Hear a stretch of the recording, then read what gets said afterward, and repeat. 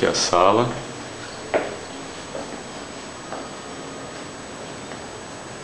Temos aqui um lavabo.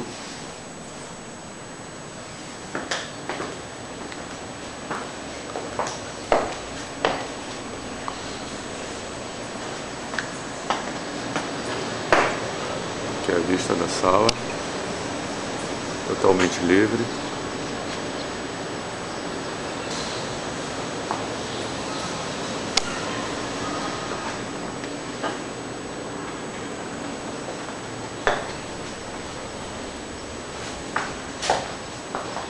Aqui é o corredor.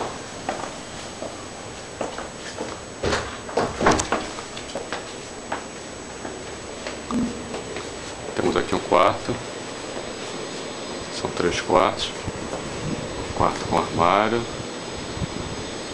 Aqui é a vista do quarto. Os 3 quartos são parecidos com esse, que estão ocupados, trancados. Aqui seria o segundo quarto, nesse corredor. E aqui seria o terceiro quarto.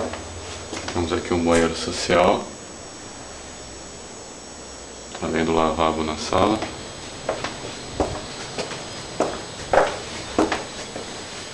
Temos aqui a cozinha, com armários.